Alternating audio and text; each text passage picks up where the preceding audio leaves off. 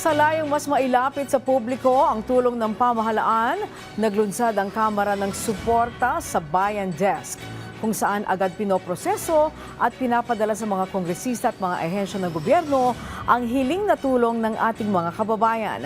Nagbabalik si Vel Custodio sa sentro ng balita. Inilunsad ng House of Representatives ang suporta sa Bayan Desk o SBD, isang centralized public assistance program na layong ilapit ang tulong ng pamahalaan sa mga Pilipino at tiyaking mas mabilis at mas organisado ang paghahatid ng suporta. Isa sa mga matiyagang pumila sa SBD si Ginang Eya para sa kapatid niyang may karamdaman. Nabasa ko po sa FB yung mga medical assistance na pwedeng lapitan. Kaya po pumunta ako rito ngayon. Lumalapit po ako para po humingi ng tulong, medical or financial assistance po para sa kapatid ko po. Ano pong kalagayan niya po ngayon? Meron po siyang cervical cancer stage 4. Napakalaking tulong po kasi po ang mahal po ng mga gamot eh. Hindi na po makayanan nung kapatid ko kaya po lumalapit po ako ngayon sa government natin para sa financial assistance or medical assistance. Mula Binangonan, Rizal, alas 4 pa lang ng umaga, nakapila na si Michelle para sa funeral assistance na pumanaw niyang bayaw. Walang ibang mag-a-assist kasi ang asawa ko, na kapatid niya is PWD.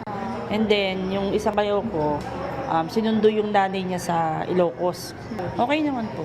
Maganda yung approach niya sa tao, very friendly. Ayon sa mga kawani ng suporta sa Bayan Desk, 50 ang kanilang sinisilbihan kada araw mula Lunes hanggang Huwebes. Bahagi ang SBD ng Alagang Kongreso na isang three-pronged institutional program na nauna ng inilunsad ng Kamara.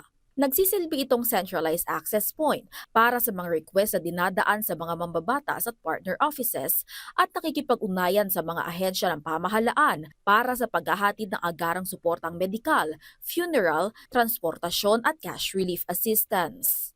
Ayon kay House Majority Leader Sandro Marcos, sumasalamin ang programa sa mas malawak na pagsisikap sa ilalim ng pamumuno ni Speaker Bogie D. III na gawing mas konkreto at nakasentro sa tao ang serbisyong pampubliko. Layunin ng Kamara na maghatid ng mas kumpleto at inklusibong sistema ng pag-aalaga, hindi lang para sa mga retirado, mga empleyado nito, kundi sa sambayan ng Pilipino.